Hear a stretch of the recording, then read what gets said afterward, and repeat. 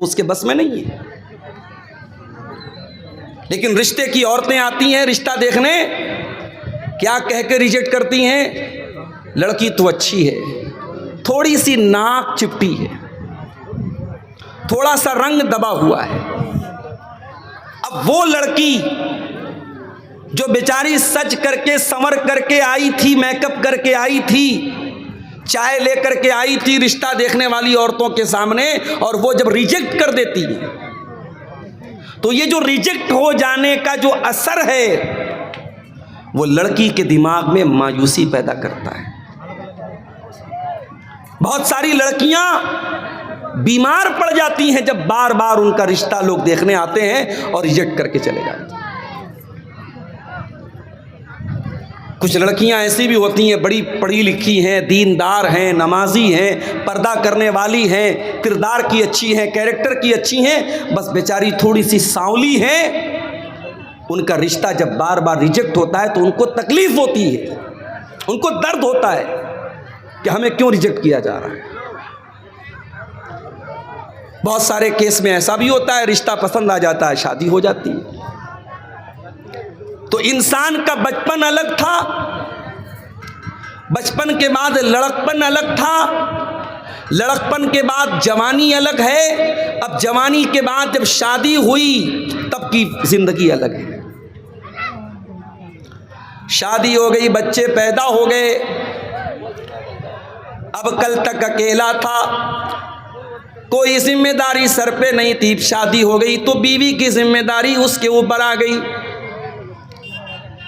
Market जा रहा है तो अब उसको बीवी के मेकअप का आइटम भी खरीदना है, कपड़ा लेने जा रहा है तो बीवी का सूट भी लेना है, बीवी का दुपट्टा भी लेना है, बीवी का जूता चप्पल भी उसको लेना है। खर्चे बढ़ गए, जिम्मेदारी बढ़ गई। फिर जब वो साहिब औलाद हो गया, अब जिंदगी थोड़ी सी और चेंज हो गई, बदल गई। अब उसे डाइपर भी लेना है, उसे बेबी सोप भी लेना है, उसे बेबी क्रीम भी लेना है, उसे बेबी पाउडर भी लेना है, उसे बच्चे का पालना भी लेना है, बच्चे का झूला भी लेना है। अब जिंदगी में खर्चे बढ़ गए, जिम्मेदारी बढ़ गई। बच्चा बड़ा हुआ, अब बच्चे का स्कूल में एडमिशन कराने का सरदर्द शुरू हो गया। स्कूल का एडमिशन करा दिया तो किताबें भी दिलानी है, मंथली फीस भी भरना है, ट्यूशन की फीस भी भरना है। मेरे प्यारे साथियों, अब जिंदगी में जिम्मेदारी बढ़ती चली जा रही है। और आगे बढ़ो, अब बच्चे बड़े होने लगे, बेटी बड़ी होने लगी, बेटा बड़ा होने लगा।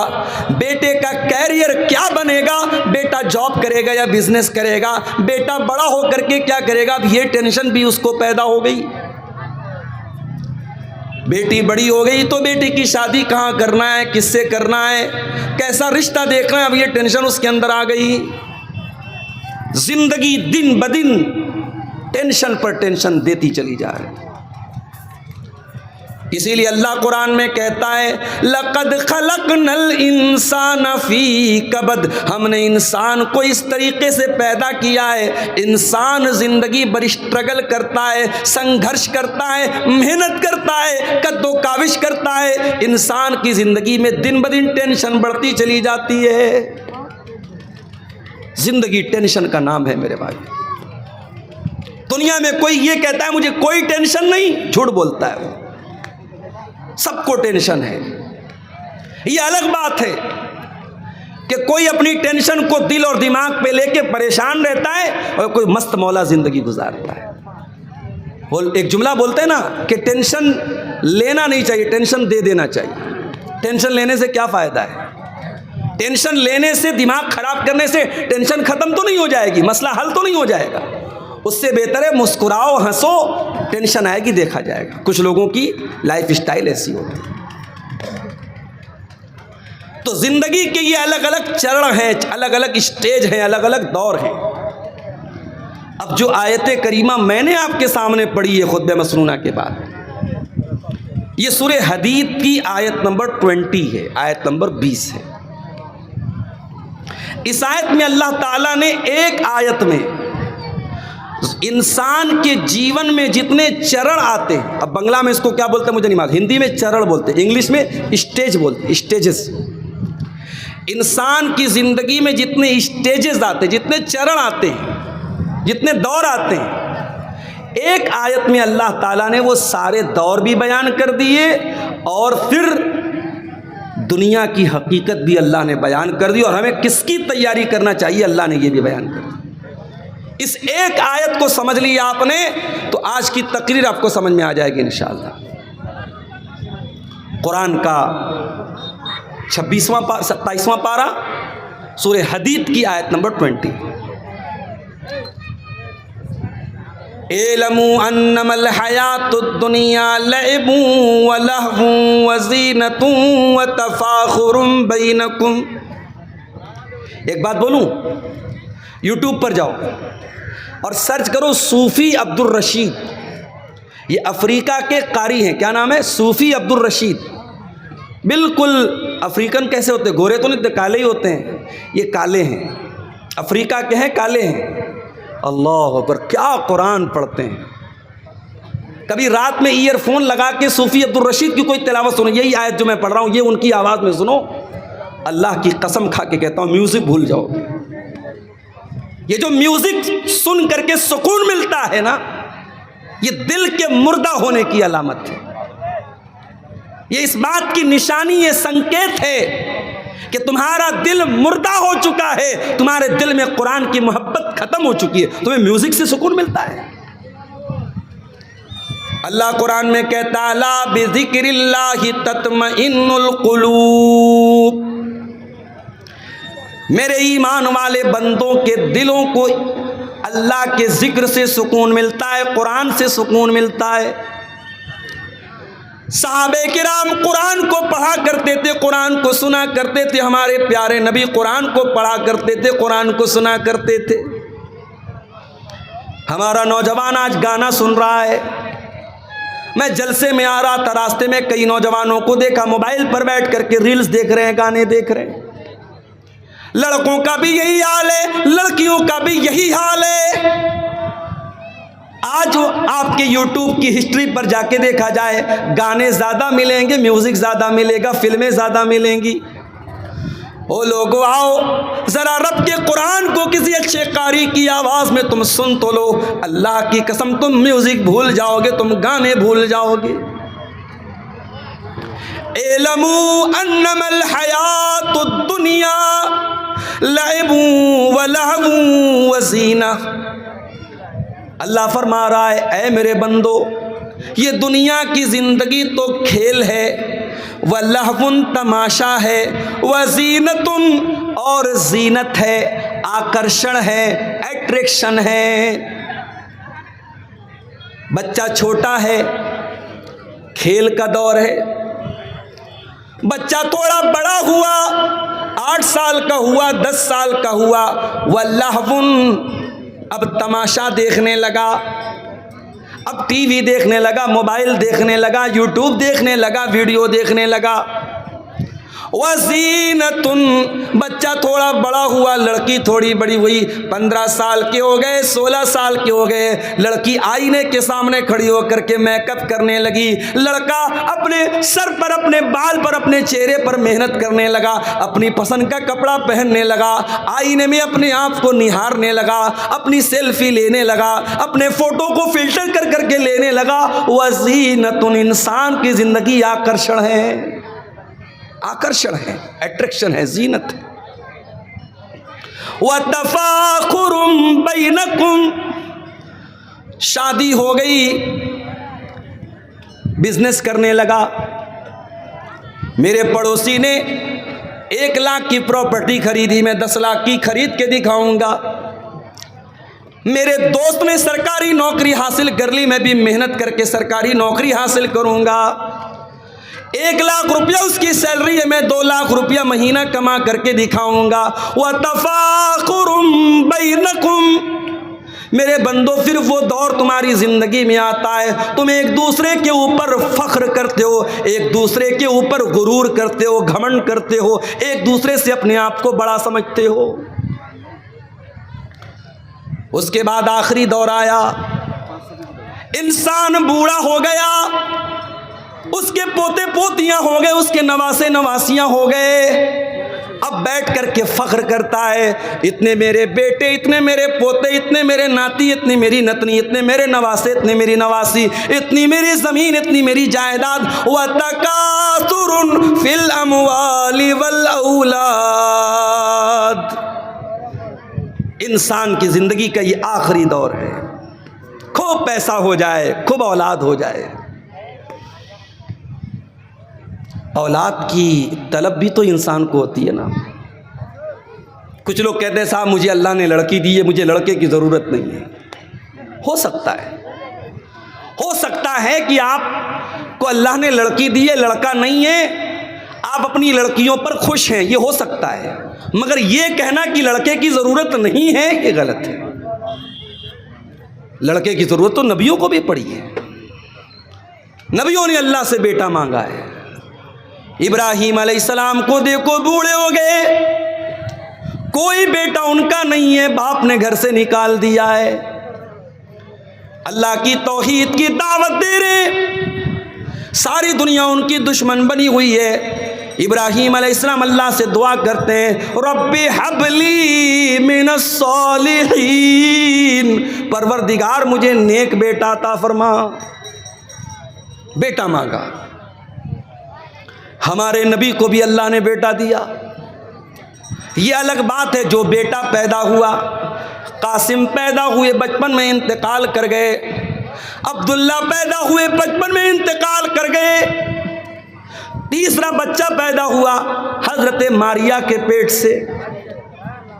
अल्लाह के नबी ने बड़े शौक से अपने बच्चे का नाम इब्राहीम रखा। अपने बाप, अपने जद्द अमजद हजरत इब्राहीम अलैहिस्सलाम के नाम पर अपने बच्चे का नाम रखा। अकीका भी किया आपने, नाम भी रखा अपने बच्चे का। अरब के दस्तूर के मुताबिक आपने बच्चे को दूध पीने के लिए दाई के हवाले कर दिया, देहात भेज दिया। ये अलग बात है, अल्लाह ने मेरे नबी की तकदीर में ये भी लिखा था कि ऐ मेरे नबी, आपका कोई बेटा जवान नहीं हो पाएगा, जवान नहीं होना है किसी बच्चे को। तीसरा बेटा पैदा हुआ इब्राहीम। जब ये बच्चा 1.5 साल का हुआ और देहात में एक आदमी के घर में रहता था, वहीं ये बच्चा दूध पीता था, वहीं रहता था। बच्चा बीमार हो गया। अल्लाह के नबी को बताया गया कि आपका बेटा बहुत बीमार है। आप सहाबे किराम को लेकर के पहुंचे, आपने बच्चे को गोद में लिया। आप अल्लाह के नबी हैं, आखिरी नबी हैं। आपसे मजबूत कलेजा किसका हो सकता है, आपसे मजबूत दिल किसका हो सकता है। मगर औलाद की मोहब्बत तो मेरे नबी के सीने में भी मौजूद थी। आपने देखा मेरा इकलौता बेटा आखिरी सांसें ले रहा है, दम तोड़ रहा है। अल्लाह के प्यारे नबी की आंखों से आंसू जारी हो जाते हैं, आपकी आंखों से आंसू गिरने लगते हैं। और सहाबे किराम अपने नबी को रोता हुआ देख करके कहते हैं, अल्लाह के नबी ये हम क्या देख रहे हैं, आप रो रहे हैं, आपकी आंखों से आंसू बह रहे हैं।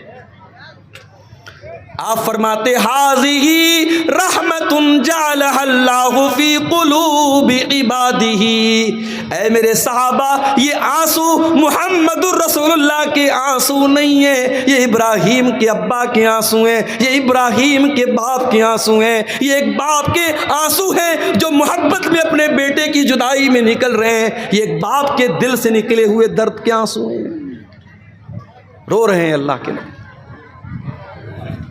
आज तो पीरों और फकीरों को लोगों ने यह दर्जा दे दिया है। पीर साहब को इतना पावर है कि एक आदमी तकरीर में बयान कर रहा है, वीडियो मौजूद है फेसबुक के ऊपर, आप जाके देख सकते हैं कि शेख अब्दुल कादिर जिलानी का मुरीद था। कब्र में पहुंचा मरने के बाद, मुनकर नकीर आए सवाल पूछने के लिए। जैसे ही सवाल पूछा, शेख अब्दुल कादिर जिलानी के मुरीद ने कहा, तुम्हें मालूम नहीं मैं किसका मुरीद हूं? कहा किसके मुरीद हो? का मैं गौसे आज़म का मुरीद हूँ, मैं शेख अब्दुल कादिर जिलानी का मुरीद हूँ। इतना सुनना था, मुनकर नकीर भाग गए। भाई तेरे से कोई सवाल नहीं करना, तुझसे कुछ नहीं पूछना, तू इतनी बड़ी हस्ती का मुरीद है। ये किस्से गढ़ने वाले, ये कहानियां गढ़ने वाले, ये करामतें गढ़ने वाले ये क्यों भूल जाते हैं कि अल्लाह के नबी से बड़ा कोई इंसान दुनिया में नहीं गुजरा, आपसे बड़े मर्तबे वाला कोई नहीं गुजरा। और आपका ये हाल है, आपका अपना बच्चा है, आपके हाथों में दम तोड़ रहा है और आप कुछ नहीं कर पा रहे हैं। यहां तो कितने मुर्दों को जिंदा कर दिया शेख अब्दुल कादिर जिलानी ने। या मेरे नबी अपने बच्चे को मरता हुआ देख करके रो रहे हैं और कुछ नहीं कर पा रहे। बेटा मर जाता है, मुहम्मदुर रसूलुल्लाह की आंख से आंसू निकलते और आप क्या कहते हैं? ओ लोगो, ओ मेरी प्यारी माँ बहनों, जब तुम्हारे किसी बच्चे का अल्लाह न करे कभी अगर इंतकाल हो जाए, तुम्हारा कोई अजीज अगर मर जाए, कोई रिश्तेदार अगर मर जाए, कोई करीबी अगर मर जाए और तुम्हें रोने का दिल चाहे, तुम्हारी आंखों से आंसू निकले, तुम्हें अपनी ज़बान से कोई लफ्ज़ निकालने का दिल चाहे, तो ज़रा अपने नबी का ये नमूना भी देख लेना। क्या फरमाया? इन्नल आइना तदमा वल कल्ब यहज़ुन वला नक़ूलु इल्ला मा यर्ज़ा रब्बुना। ऐ मेरे बच्चे इब्राहिम, तेरे जाने से तेरे बाप का दिल गमगीन है, तेरे बाप की आंखों से आंसू बह रहे हैं, तेरा बाप रो रहा है। ऐ इब्राहिम, लेकिन तेरा बाप अपनी ज़बान से कोई ऐसी बात नहीं निकालेगा जिससे अल्लाह नाराज़ हो जाए। तो बेटे की ख्वाहिश तो सबको होती है मेरे भाई, नबियों को भी हुई थी। अल्लाह कह रहा है कि ज़िंदगी के ये अलग अलग दौर हैं। एक खेल का दौर था, एक तमाशे का दौर था, एक अट्रैक्शन का दौर था, एक खूब पैसा कमाने का दौर था, एक दूसरे पर फख्र करने का दौर था, और फिर एक आखिरी दौर आया कि ढेर सारे बच्चे हो गए, बड़ा ख़ानदान हो गया, बड़ी प्रॉपर्टी बना ली, बड़ी ज़मीन बना ली। अब ज़रा गौर से सुनना सिमरिया वालों, अब अल्लाह ताला दुनिया की एक मिसाल बयान कर रहा है। कमसल गैसिन आजबल कुफ्फार नबातुहु। मेरे बंदो, दुनिया की मिसाल अल्लाह बयान कर रहा है जैसे बारिश होती है। जब बारिश होती है तो सबसे ज़्यादा कौन खुश होता है? किसान खुश होता है। किसान खुश होता है। बारिश ना हो, किसान खुदकुशी कर लेता है, और बारिश सही समय से हो जाए, किसान खुश हो जाता है। बारिश हो रही है, अब खेती लहलहाने लगी, हरी भरी हो गई। अल्लाह फरमाता है मेरे बंदों, मैं दुनिया की मिसाल दे रहा हूँ। बारिश हुई, खेती हरी भरी हो गई। तुम यही जो तुमने धान का खेत लगाया, तुमने मकई का खेत लगाया, तुमने गेहूं का खेत लगाया, एक टाइम ऐसा आया ये हरी भरी जो खेती थी ये पीली हो गई, पक गई, तैयार हो गई। गेहूं तैयार हो गया, धान तैयार हो गया, मकई तैयार हो गई। सुम्मा यही जो फतराहु मुस्फर्रा, कल तक जो पौधे हरे हरे थे आज पीले पीले हो गए, आज पक करके तैयार हो गए। सुम्मा यकूनु हुतामा। पीछे कौन लोग बात कर रहे हैं? एकदम उनको हटाओ यहाँ से पहले। इतनी तमीज़ नहीं, स्टेज के पास माइक के पास बैठ के बात कर रहे हैं। सुम्मा यकूनु हुतामा, फिर ये खेती जब पक करके तैयार हो गई, उसको काट दिया गया। कोई खेती अपने खेत में कट करके उसको छोड़ा नहीं जाता, काट दिया जाता है जब तैयार हो जाती है।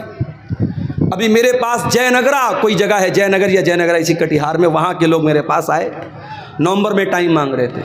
मैंने कहा भाई दिसंबर में ले लो। बोले नहीं मौलवी साहब, अभी मकई कटी है, अब दिसंबर में जब आप मांग रहे टाइम दे रहे हैं तो उस टाइम फिर हमारी दोबारा खेती लग जाएगी, हम नहीं दे सकते। खेती का समय होता। मैं किसान नहीं हूँ, मैं खेती नहीं करता हूँ, लेकिन खेती करने वालों के साथ रहते हुए इतना जान गया हूँ कि खेती करने का एक टाइम है, खेती काटने का एक टाइम है। खेती तैयार तो फिर उसको कोई रोकता नहीं, खेती को काट लिया जाता है। अल्लाह फरमाता है सुम्मा यकूनु हुतामा, फिर खेती को काट लिया जाता है। ऐ मेरे बंदो, तुम्हारी दुनिया की जिंदगी भी ऐसी ही है। तुम्हारी जवानी जब होती है तुम हरे भरे होते हो, फिर बुढ़ापा आता है, 40 साल के हो गए, 50 साल के हो गए, अब तुम पक चुके हो, पीले पड़ चुके हो। कभी देखा है आपने बॉलीवुड की बड़ी बड़ी हीरोइनें जो एक एक करोड़ कितने कितने करोड़ रुपए लेती हैं फिल्मों के, जब इनकी जवानी ढल जाती है, इनके बाल सफ़ेद हो जाते हैं, फिर उनको कोई नहीं पूछता है। उम्र खत्म हो गई, अट्रैक्शन खत्म, सौंदर्य खत्म, ब्यूटी खत्म। इंसान जब बूढ़ा होने लगता है उसके जिस्म की फिटनेस खत्म होने लगती है।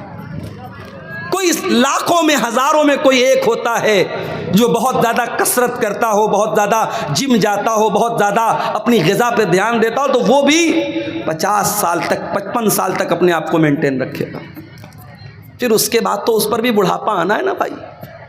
बुढ़ापे की कोई दवा नहीं है, बुढ़ापे का कोई इलाज नहीं है। अल्लाह फरमाता है मेरे बंदो तुम कल तक हरे भरे थे, आज बुढ़ापा आ गया, पक गए। सुम्मा यकूनु हुतामा, और जिस तरीके से खेती जब पक जाए तो खेती को काट लिया जाता है, ऐ मेरे बंदो एक दिन ऐसा आएगा, मौत का फरिश्ता आएगा और तुम्हें काट डालेगा, तुम्हें खत्म कर देगा। इसी गांव के एक साहब ने बताया 2 साल का बच्चा तालाब में डूब करके इंतकाल कर जाता है, माँ बाप सब्र करने के सिवा कुछ नहीं कर पाते। इसी कटिहार के एक भाई ने बताया उनके वालिद रास्ते से जा रहे थे, बाइक से एक्सीडेंट होता है, वालिद साहब ऑन द स्पॉट इंतकाल कर जाते हैं। कितने हादसे अपनी आंखों से हम देखते हैं, कितने जवानों के जनाजे अपने हाथों से हम उठाते हैं। मरने वाले बच्चे भी होते हैं, मरने वाले जवान भी होते हैं, मरने वाले बूढ़े भी होते हैं। मौत का फरिश्ता कभी ये देख के नहीं आता कि आपकी उम्र हो गई कि नहीं। मौत का फरिश्ता अल्लाह के हुक्म से आता है। सुम्मा यकूनु हुतामा, एक दिन तुमको कट जाना है, मर जाना है, दुनिया से चले जाना है। कब तक रहना है नहीं पता, 40 साल भी रह सकते हो, 50 साल भी रह सकते हो सकता है कि कल की सुबह का सूरज भी तुम न देख पाओ। मेरे बंदो ये दुनिया की जिंदगी खत्म हो जाएगी। व फिल आखिरति अज़ाबुन शदीदुन व मग़फ़िरतुम मिनल्लाहि व रिज़वान, और जब अल्लाह ताला के पास जाओगे तो वहाँ 2 रास्ता है, एक तरफ अल्लाह का अज़ाब है, एक तरफ जहन्नम की आग है, और दूसरी तरफ अल्लाह ताला की नेमत है, अल्लाह की जन्नत है, अल्लाह की रज़ा है। अब तुम तय कर लो तुमको जन्नत में जाना है कि जहन्नम में जाना है। तुम तय कर लो, तुम डिसाइड कर लो, तुम फाइनल कर लो। वमल हयातुद दुनिया इल्ला मताउल गुरूर, और ये दुनिया की ज़िंदगी जिस पर तुम इतना फ़ख्र करते हो, इतना नाज करते हो, जिस दुनिया की ज़िंदगी के लिए तुम कितना हराम काम करते हो, कितना नाजायज़ काम करते हो, ये दुनिया तो धोखे का सामान है। दुनिया तो धोखा है, धोखा।